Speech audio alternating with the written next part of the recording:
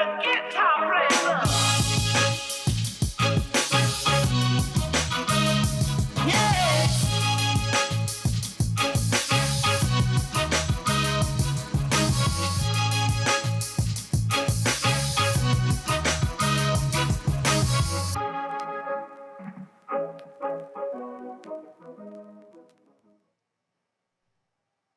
Good afternoon, ladies and gentlemen. Welcome to the Global Black Economic Forum. We are here for a panel of Closing the Racial Wealth Gap is a cornerstone of Black joy, presented by Kellogg Foundation. Please welcome our moderator, Rhea Williams Bishop, Director of New Orleans Programs, Kellogg Foundation. And our panelists, Judy Reese Morse, President and CEO, Urban League of Louisiana. Please welcome Kalisha Garrett, Vice President of Operations and Governmental Relations, Louisiana Chamber of Commerce Foundation. Please welcome Asali Devon Ecclesiastes, CEO, Ashé Cultural Arts Center. Good afternoon and welcome, y'all. Happy Sunday. I am Rhea Williams Bishop, and I serve as the Director of Programming for the W.K. Kellogg Foundation. Very proud and excited to lead the work here in New Orleans. So throughout this week, we've talked about justice and joy and the intersection of those two, and reminded to lean in intentionally to our greatness. In New Orleans, 60% of the citizens are Black. And Black entrepreneurship has grown through the decades, but only realizing 2% of the receipts. This has been static for years. There's a reason why, and we're here to talk about that today.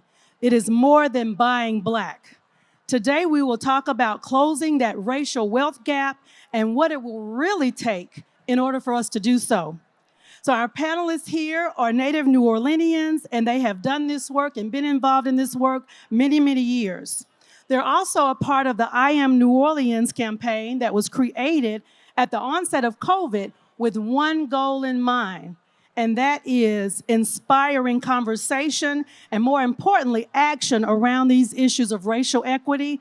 And we are very honored to bring this conversation to the Essence stage today.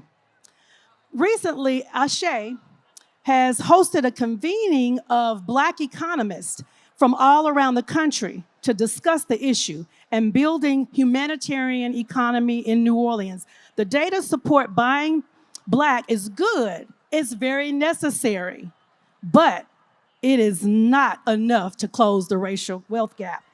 And the truth is, other factors significantly influence this gap and the ability to scale and sustain Black entrepreneurship.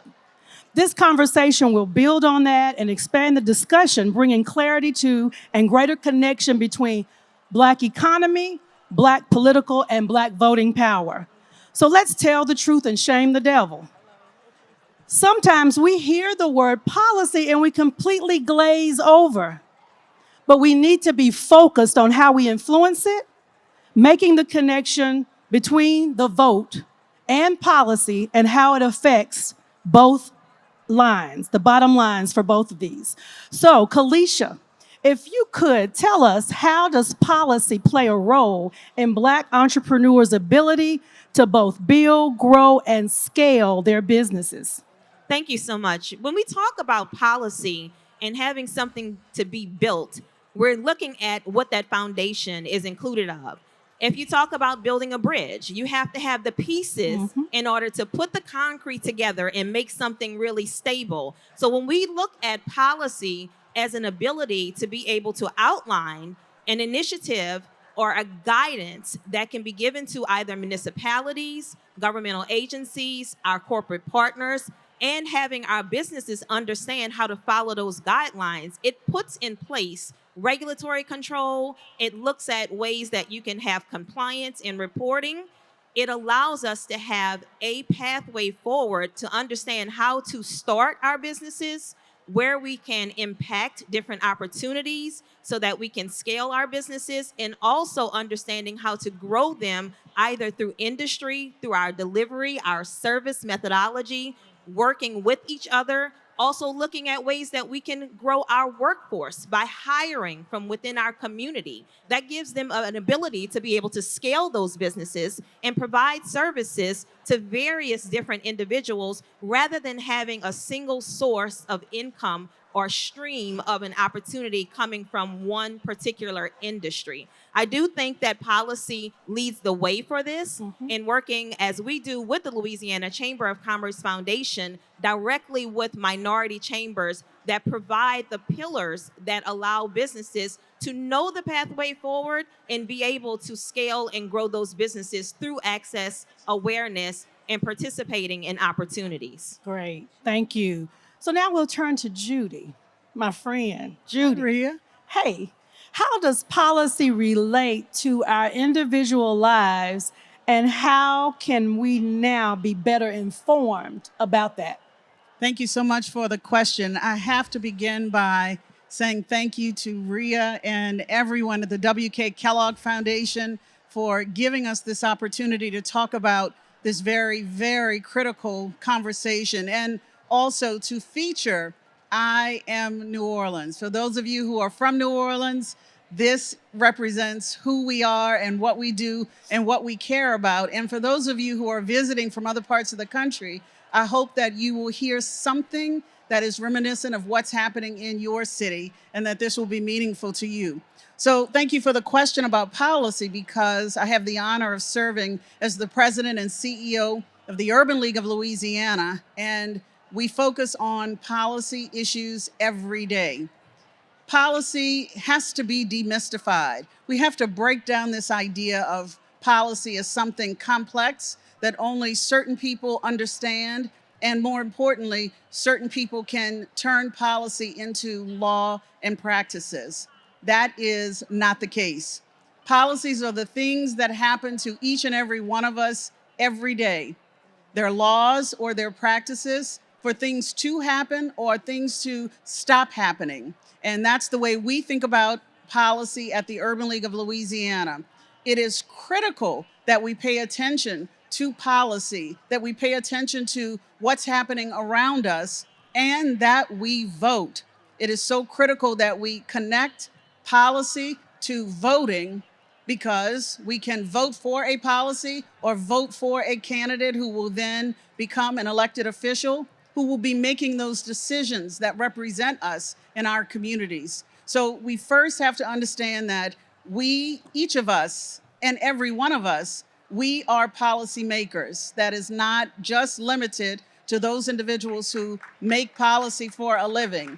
We, community, we are policymakers. And once we understand that, then we have to understand how to take that next step, which is to pay attention to how policies are being created. You just heard Kalisha talk about how policies can be created to help small business owners. We know that building generational wealth is critical. So we want to demystify policy. We want to understand that we are all policy makers. And then we want to understand when and how to influence those who are responsible for making policy. I think when we start to do that, Rhea, we can really start to see the changes that we want to see in our communities. Exactly, Judy.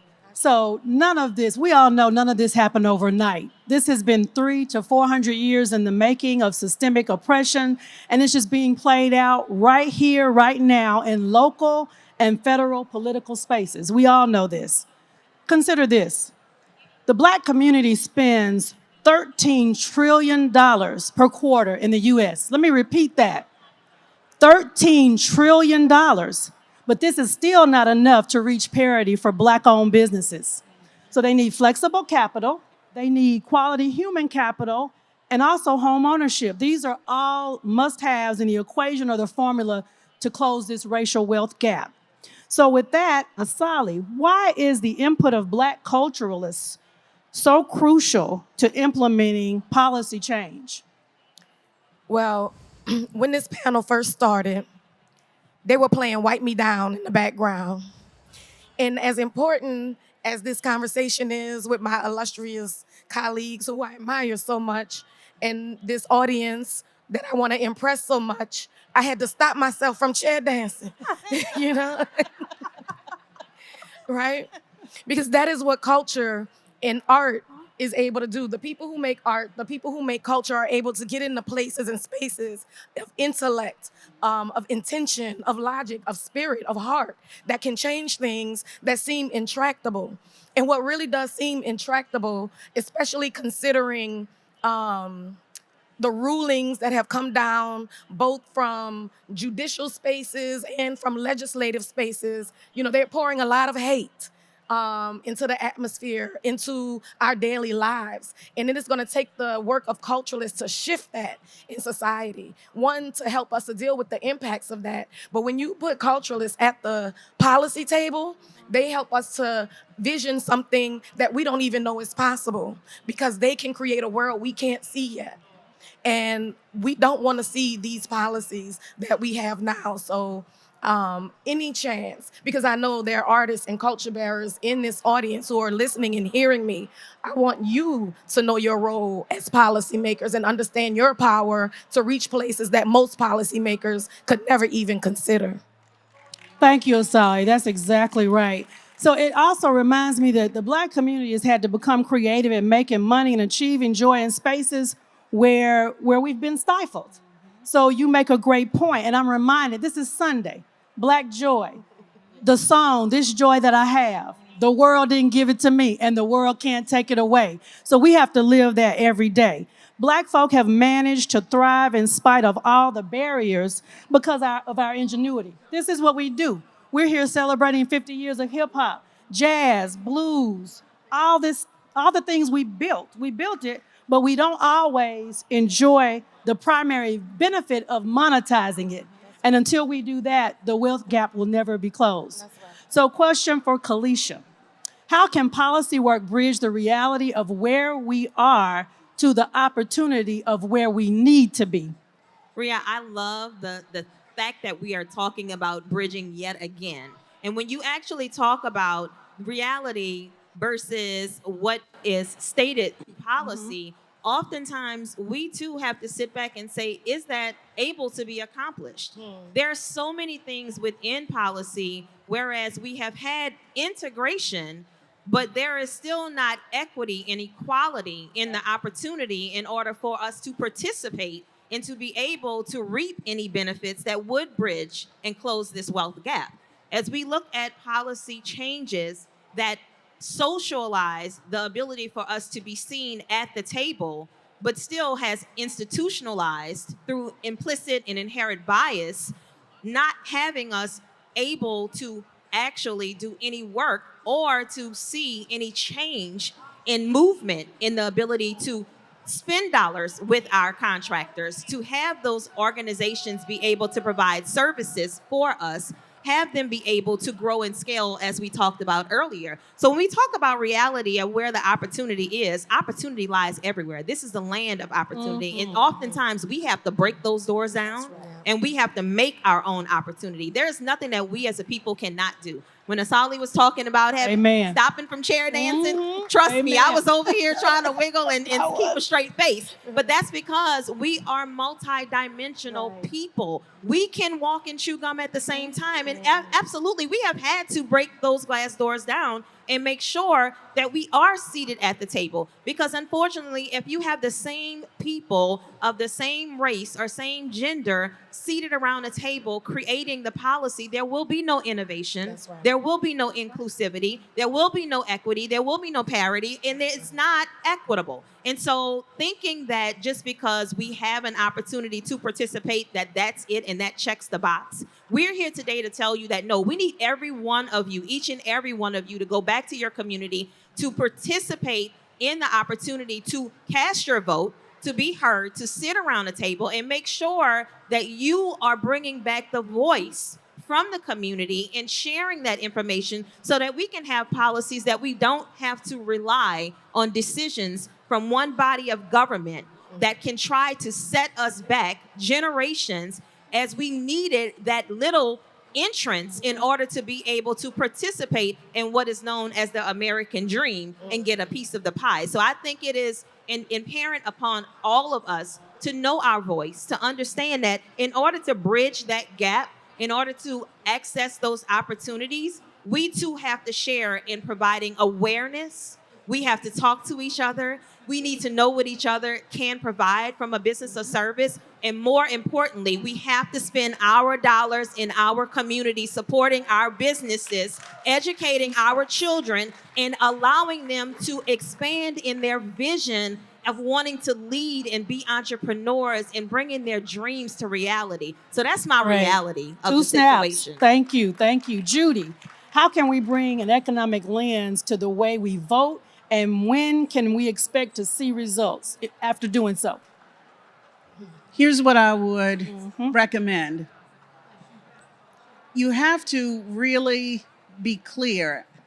We have to really be clear as a community about what it is that we want to see happen.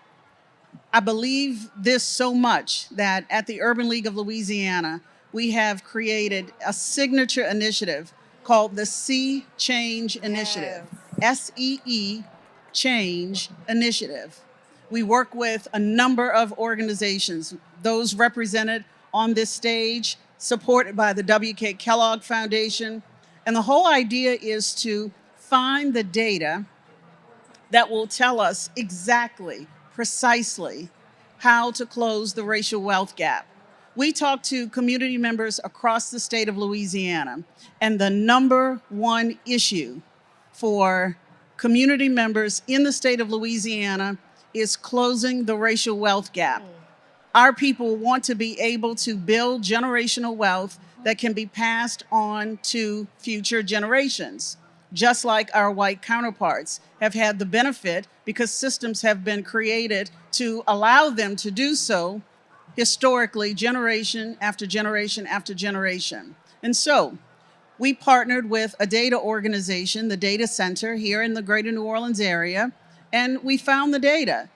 Guess what we discovered? There are actually 3 ways to close the racial wealth gap here in the greater New Orleans area: by increasing income and wages, through home ownership, and through business ownership, through supporting entrepreneurship. And so now that we know the pathways, we're beginning to work to see the change in those areas. This is not short-term work. This is long-term, many years, but we're okay with that because we are resilient and we understand that this is something that has always been ours, but we're now trying to access it. But here's the key, back to policy.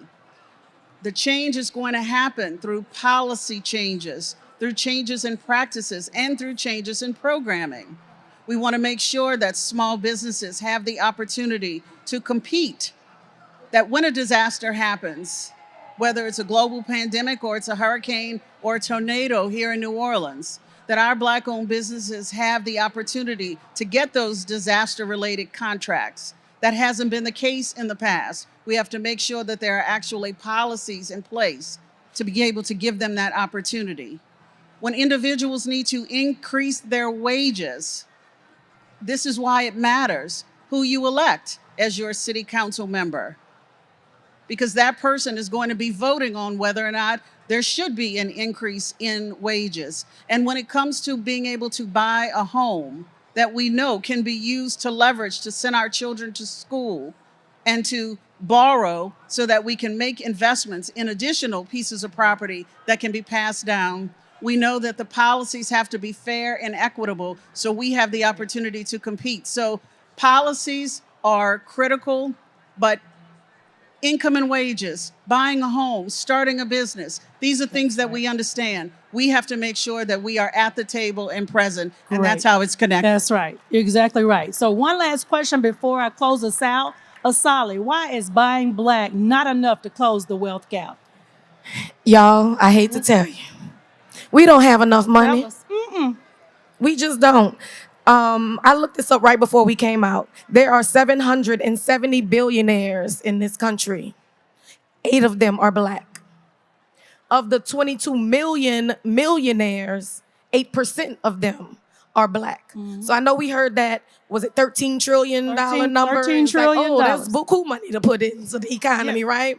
They have buku more than us, right? And so And we're never saying don't buy black. It is Right. essential to do that. Right. But we did not buy ourselves into income right. inequality.